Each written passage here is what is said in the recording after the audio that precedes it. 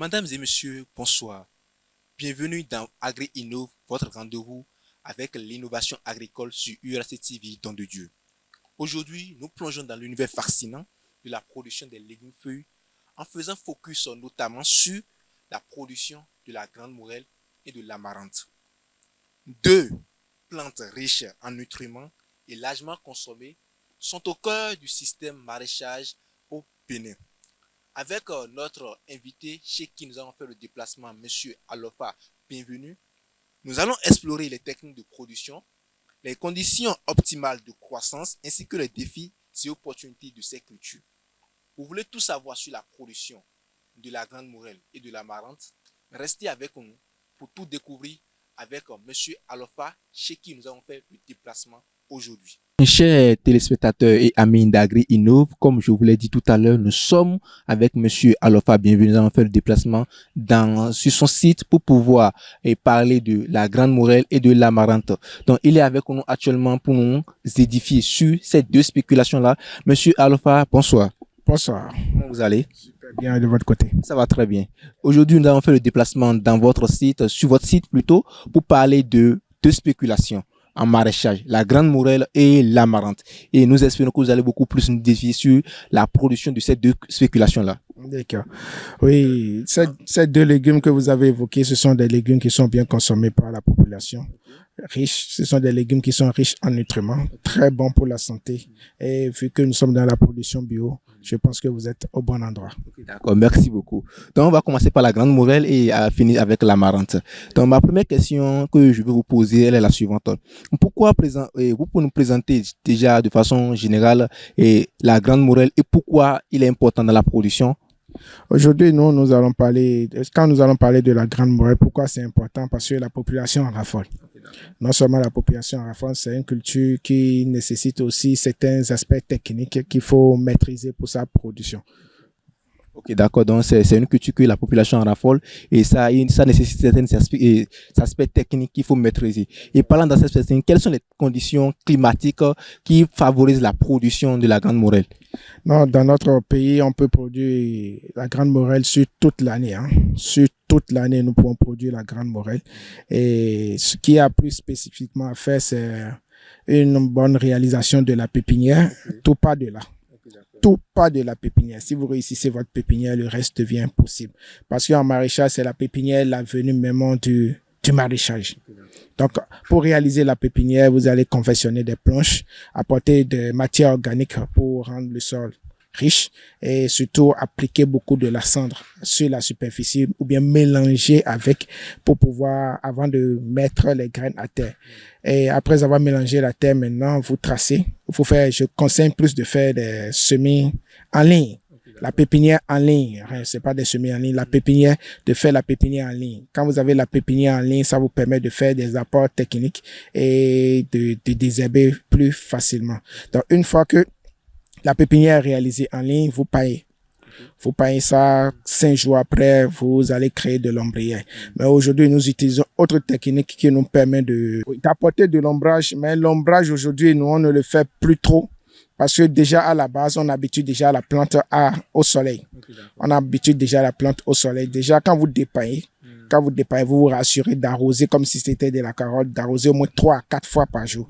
C'est-à-dire, à 8 heures, vous arrosez la pépinière. Si vous arrivez à midi, avant de sortir de votre champ pour aller à une pause, vous arrosez. À 15 heures, si vous revenez, vous apportez encore une légère couche d'eau. Et puis, le soir, avant de sortir, vous apportez. Là, la plante, déjà, à la base, est habituée déjà au soleil. Il y a peu effet et ça résiste mieux au soleil. Et quand ça reste là, vous l'arrosez et vous lui faites des apports, des entretiens pendant un mois avant le repiquage. Une fois que le repiquage est fait, le repiquage se fait à l'intervalle régulier de 20 cm, 20 cm. Sur la planche? Oui, 20 cm, 20 cm. Entre plan et entre lignes. Entre plan et entre lignes.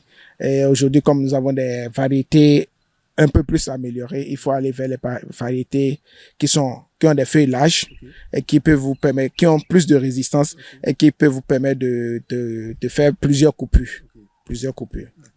D'accord. Et on a parlé tout à l'heure, vous allez faire un bref résumé de comment ça se passe, la production. Et ce qui m'intrigue beaucoup plus, c'est de savoir si je veux produire la Grande Morelle, il y a des apports spécifiques en matière de sol. Si je dois, il y a des sols spécifiques à ça, il y a un abandonnement fait à ces sols-là avant d'aller vers le repiquage et la production proprement dite de la Grande Morelle sur le sol. Oui, aujourd'hui, comme on fait du maraîchage, c'est des activités périurbaines. C'est-à-dire, on le fait plus proche de la ville. Aujourd'hui, la terre n'est que support. La terre n'est que support. Je ne peux pas vouloir faire la Grande Morelle maintenant et aller sur 300 à 400 kilomètres pour dire que la terre est fertile là-bas pour pouvoir faire la Grande Morelle. Vous pouvez apporter tout ce dont la terre a besoin. C'est pour ça que nous parlons des apports organiques. Okay. Nous parlons des apports organiques, c'est-à-dire plus vous êtes plus proche de la ville, plus vous êtes proche des clients, plus vous écoulez rapidement vos produits. Donc, la terre n'est que support. La terre n'est que support aujourd'hui. Donc, c'est à vous d'apporter ce dont la terre a besoin pour vous donner le résultat que vous souhaitez. Tout à l'heure, vous avez parlé vous avez parlé des apports, les apports organiques. Qu'est-ce que vous mettez dans apport organique pour nous expliquer ça? Les apports organiques que nous utilisons généralement, vous utilisez les fientes de caille, les fientes de volaille, les bousses de vache, et les crottes de lapin que vous pouvez faire du compost. Parce qu'il y a de ces crottes-là qui ne se dégradent pas aussi facilement comme les crottes de lapin et les digestions de moutons, tout ça. Vous pouvez vous organiser de telle manière à faire du compost. C'est-à-dire à décomposer, à faire de mélange avec les matières végétaux pour avoir du compost que vous allez utiliser pour votre champ. Une fois que vous faites cela et ces apports-là, il faut utiliser plus la cendre. Aujourd'hui, nous mettons l'accent sur la cendre parce que nous, c'est la qualité de ce que nous mangeons qui importe pour nous. C'est-à-dire quoi? Si vous mettez plus de cendre, vous avez moins d'attaques. Vous avez moins d'attaques possibles. Parce que la Grande Morelle nécessite beaucoup de traitements fongiques. Beaucoup de traitements fongiques depuis la base. Mais quand vous utilisez la cendre ou les feuilles de Nîmes triturées, ça atténue moins. Et vous utilisez moins les intrants chimiques. Si nous allons parler en termes d'intrants chimiques, vous pouvez utiliser quelques insecticides, quelques fongicides pour pouvoir protéger la plante. Et c'est à vous de rassurer que dans les 72 heures à suivre, on ne peut pas consommer ces légumes après traitement. Donc, si je comprends bien, il y a déjà les apports organiques qui sont déjà les crottes de lapin, et les fientes de poulet, de volaille et les cendres que vous apportez. Mais vous avez aussi parlé tout à l'heure que la Grande Morelle, c'est une spéculation qui nécessite beaucoup d'apports en traitement phytosanitaire, c'est-à-dire que c'est nécessite beaucoup plus d'être attaqué. Donc, pour le bien-être du consommateur, quand vous utilisez des produits chimiques, il faut s'assurer que la consommation doit se faire après 72 heures après votre traitement. Donc, vous avez parlé aussi des traitements qu'on fait, le cendre que vous utilisez, les bois de cendre que vous utilisez pour pouvoir... ça permet de prévenir, c'est ça, hein, c'est une méthode de prévention des attaques. Ça prévient, ça traite. Oui, ok, d'accord. Donc, si c'est ça, est-ce que vous pouvez déjà nous parler des différentes maladies qui sont susceptibles d'attaquer une production de Grande Morelle? La Grande Morelle, il y a plusieurs maladies. Il y a les acariens qui sont là. Oui, surtout les acariens. Okay. Les acariens? Les acariens, ça suce les feuilles. Les feuilles commencent par changer de couleur. Vous avez des flétrissements, des flétrissements au niveau des feuilles, tous ces trucs-là. Donc, vous avez beaucoup de maladies, hein, presque beaucoup de maladies. Mais si on dit les thèmes techniques, plusieurs n'en comprendront pas. Mais ce qui se présente plus, vous allez voir, les feuilles sont rabougries. Okay. Hein, et puis, ça ne se développe pas comme cela se doit. Okay. Et la plante, même quand vous coupez une fois, elle meurt. Donc, quand ils sont attaqués, quand vous n'avez plus la possibilité de couper, d'aller à plusieurs coupures et de rentabiliser. Aujourd'hui, quand on parle de coupures, il y en a des maraîchers qui me disent que avec la Grande Morelle, on peut aller jusqu'à 4 à 5 coupures, même voire 6 coupures. Est-ce que, selon vous, c'est pratique, c'est faisable? Ah oui, ça dépend, comme je vous ai dit maintenant, ça dépend de la variété, de l'objectif fixé par chaque maraîcher. Okay. Déjà, je pense, 2 à 3 coupures, je pense que c'est suffisant pour pouvoir optimiser. Plus il faut enlever tout ça et mettre encore d'autres cultures pour pouvoir vite rentabiliser. Plus la plante elle est vieille, plus ça prend du temps pour se développer. Et j'aimerais vous demander, quand on parle de la Grande Morelle, est-ce qu'il y a des saisons de production de la Grande Morelle? Parce que souvent on va sur le marché, on dit non, on est en période de Grande Morelle, c'est la Grande Morelle qui sort actuellement. Donc est-ce qu'il y a des saisons de production de la Grande Morelle en maraîchage? Le maraîcher ne connaît pas de saison, hein, puisqu'il a l'eau.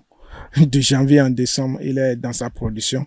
Mais il y a des périodes d'abondance où, quand les saisons de pluie commencent, et ceux qui font le grand champ, comme c'est une culture qui se développe rapidement et résistant, ceux qui ont des grands champs aussi, ils en font, ceux qui viennent contrer le marché et à un moment donné, on a de l'abondance. Maintenant, vu que les saisons des pluies, tout ça là se fait un peu plus rare, je pense que c'est une saison idéale pour les maraîchers de se faire des affaires. Ok, d'accord.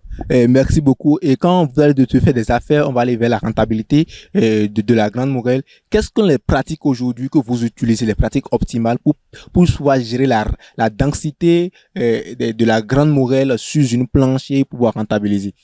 Non, pour la rentabilité au niveau de la Grande Morelle, toutes les cultures maraîchères sont rentables. Ça dépend de comment on s'y prend et quel type de variété vous utilisez. Surtout, tout part de la variété. Donc, quel type de variété vous utilisez. Il faut surtout chercher de très bonnes variétés pour pouvoir rentabiliser.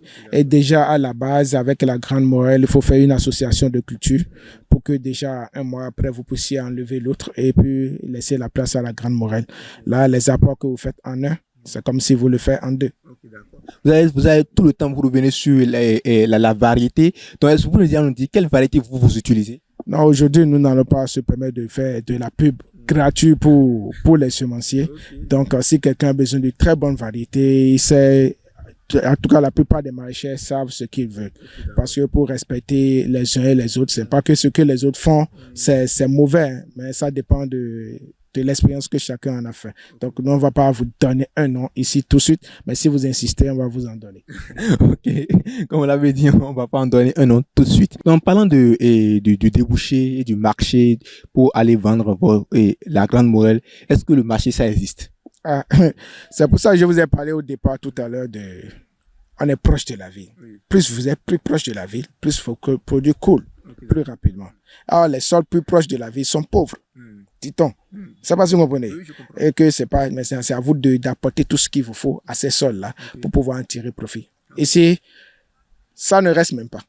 Ça ne reste même pas. La demande est plus forte que l'offre. À notre niveau, la demande est très forte plus que l'offre. Les gens parlent de déboucher. Bon, nous, on n'a pas encore ce problème de déboucher parce qu'on est proche de la ville. Maintenant, néanmoins, il y a des endroits où les débouchés sont vraiment, vraiment difficiles. C'est pour ça qu'il faut faire une étude du marché. On n'a pas besoin d'aller à l'école. Il faut aller vers le marché pour voir quels légumes les gens consomment plus dans ma localité. C'est pas si vous comprenez. Et vous portez garant pour la production. C'est-à-dire, vous vous donnez pour la production pour que vous n'ayez pas de rupture. Parce qu'aujourd'hui, les gens produisent, ils n'arrivent pas à vendre, ils abandonnent. La demande vient, tout le monde produit, et puis non, il faut rester constant. Si vous êtes maraîcher, que vous voulez profiter de votre maraîchage pleinement, choisissez des spéculations qui ne manqueront pas sur toute la saison chez vous. Ok, d'accord. Ils vont choisir des spéculations qui ne manqueront pas sur toute la saison, comme la Grande Morelle que vous avez choisi et que vous faites ici. Maintenant, vous avez parlé tout à l'heure de l'association pour bénéficier de la rentabilité. Avec quelle spéculation on peut associer la Grande Morelle? Regardez, aujourd'hui, la Grande Morelle, il faut 3 mois. Pour faire une première coupure, c'est-à-dire 90 jours de la pépinière. La pépinière fait 1 mois déjà.